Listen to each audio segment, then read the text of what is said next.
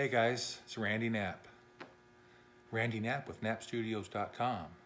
No, I'm really not here to talk about work or trying to promote stuff or sell stuff, which is a huge part of what I have to do in my everyday life. It's always promote, self-promote. I just feel so philosophical today. I just wanted to talk about the curse of creativity. If you're a creative person, what do? I do lots of stuff, you know, and sometimes I find myself going, why am I doing that? I need that dopamine, man. I need it. I've been creative. I recognized I was creative when I was about in 4th grade. That's when I came out of the closet, I guess. I don't know. But I've always had the need to create, and I've always felt good when I create stuff. So I've always created things. When I was little, I made model airplanes, and I used to buy the kits, and I would put those together, and pretty soon I busted those all up playing with them, and I'd buy the raw materials, and I started making my own from scratch. And I always remember when I was in junior high, the first time I got my hands in some clay, I was like, oh my God, this is awesome. And I remember, you know, I stayed after school and I played in my art teacher.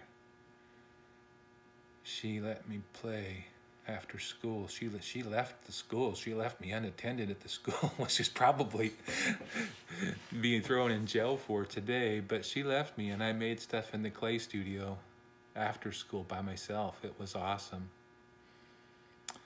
And you know, when I got in high school, I really turned loose in working with wood.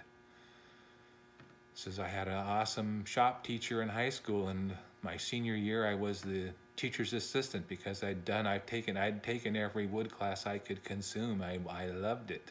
I loved it.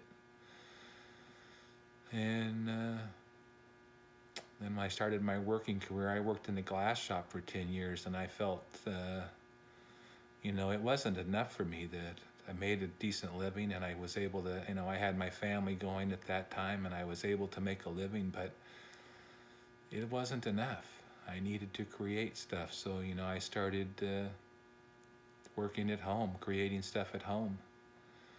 Put a little shop down in my basement, a wood shop, and I tasked my friends with helping me drag a 800-pound wood lathe down a flight of stairs into the basement of my little house. It's crazy. Crazy life. And but I just always have felt good when I create stuff, and I want to create something. I like to challenge myself, you know. I want to challenge myself to create something that I've never created. And really, I mean, I've been taking inspiration from a lot of other artists' work, but I've never really been an imitator. So I've always wanted to be an innovator. I don't want to copy other people's work. I want to create my own work. So I think I've been very successful at doing that. And that, you know, it always feels good. And I like to create something that I've never seen before, and when it's done, I don't know, it's a process. It goes like conception. The process comes to me like this. I conceive the idea in my head. It comes to me. It's a gift, you know. So I received this gift that I'm going to create this thing. And I mean, there's files of them in there, and I try to prioritize them. You know, what do I need to do? And basically sometimes I'm like, I just need to get it out of my head. I mean, I have to make that thing to get it out of my head. I've thought about it and thought about it and thought about it and processed it, and it needs to come out. So I will pursue that idea. Sometimes, well, not sometimes, most of the time, those ideas, they don't make me a living. I mean, I'm a professional artist. I make my living from creating things. But those things that I need to create, sometimes they're not profitable, and they'll never be profitable, but I still pursue them. And you know, in the end game, sometimes I'll create a kaleidoscope that sells for $2,000 or $3,000, and I'm just would have to assume that people think, wow, he really cleaned up on that. He could just make one of those a month and live pretty good. And that's so far off the base that you're not even in the ballpark, you know, when you think that. I have to do production work to be able to make those pieces that end up selling for more money. And I actually don't make money when I do those. I actually break even or lose money, but I fulfill my creative need by creating those pieces. So, you know, they're the best that I can do with what I have available and the skills that I have at that point in time. I've been professionally making kaleidoscopes for like 30 years now, and sometimes I get back, I mean, it's kind of a love-hate thing. People will send me a scope that's 20 years old and they want it restored. And I'm flattered by the fact that they want it restored, because that means that it's meaningful enough in their life that it's worth it, because I don't restore it for free. I have to charge money. I wish I could give everything away, but I can't. But yeah, I'll get an old piece that comes back and I need to restore it, and I'll do that. And when I restore it, it takes me back in time to that point in my life when I remember, okay, I didn't have a metal lathe when I made this, and look what I did to get around that. Or I didn't have a milling machine when I made this, or I didn't have that sander or that route or whatever. Over 30 years, every time I've encountered a problem, I've tried to think my way around it and go, okay, how can I achieve what I'm trying to achieve? And I set those as priorities in my head, you know. I mean, I want to be able to do this. Ultimately, my end game, so to this point in my life, is I've never given up on kaleidoscopes. I've always just been, there's an ultimate kaleidoscope there. Sorry.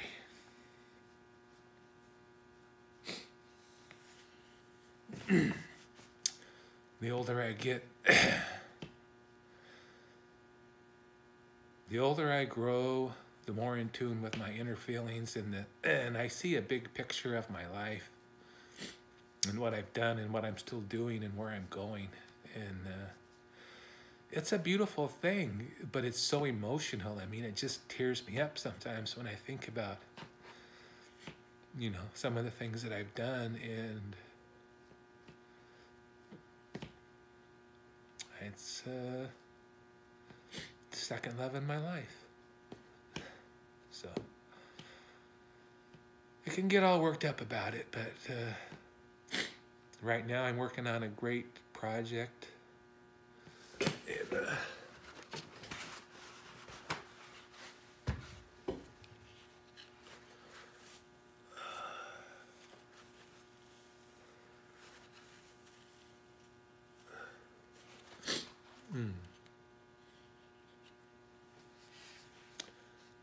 So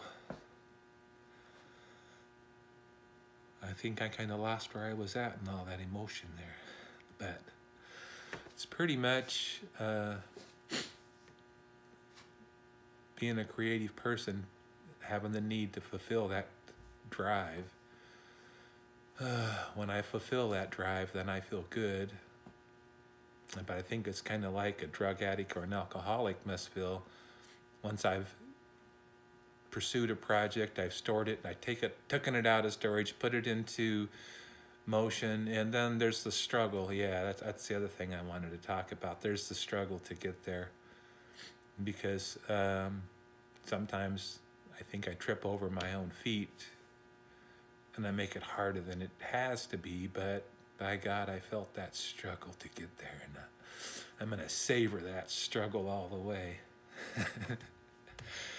So the struggle, it could be long or short, it's a struggle. The older I grow, the more I enjoy the long struggle. So I like, you know, I can explain the short struggle is, you know, it's a 2-day project. Maybe it's a 4-hour project, and you know, you've had the idea, you put it into motion, but it's something that I can complete in an afternoon. And sometimes I will do those. Like I'm doing one right now. I'm gluing together gluing together some G10 composites. You know, I'm going to glue these together, and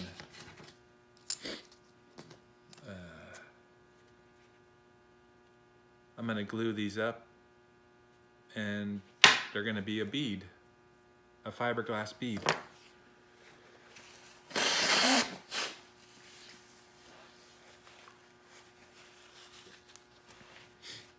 So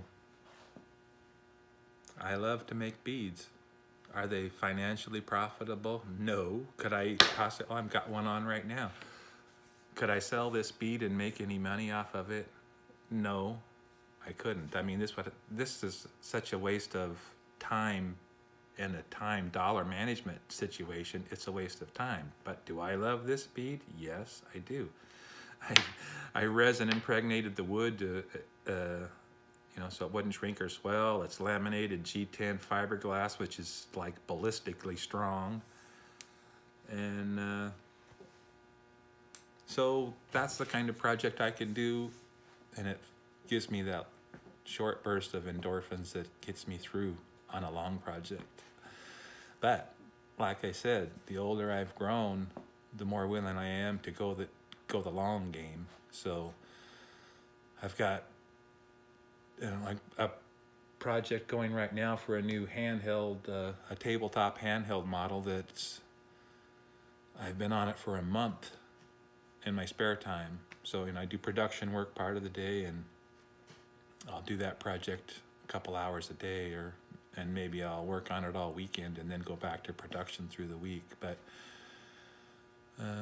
that's a long struggle, and there's a lot of challenges in that project, and I enjoy those challenges, and in the end I'll be satisfied for a very short period of time. Well, I can't really say what the future holds, but typically when I get a long project like that done, I feel really good. And through the project, I've had already in the month that or so that I've been working on it, I've had several periods of, oh yeah, this is going to be awesome. This is going to be awesome. I love this. This is going to be it. This is going to be the one, you know, because ultimately I'm always in search of the one, the ultimate one. And if I'm doing the project right and I'm committed to it like I like to be, then it's going to be the one. But then when it's done, I'm happy for a while, and then it's time to move on, and it goes from being the one to being the next one. And when it's the next one, I'm looking for the one again. It's a repeat. So yeah, some people are hooked on alcohol or drugs or whatever you're addicted to. I'm addicted to being creative. I love it, I live it, and I do it. So I hope you can be creative and get joy from it like I do. Other than that, this was one heck of a rambling. I hope it means something to somebody.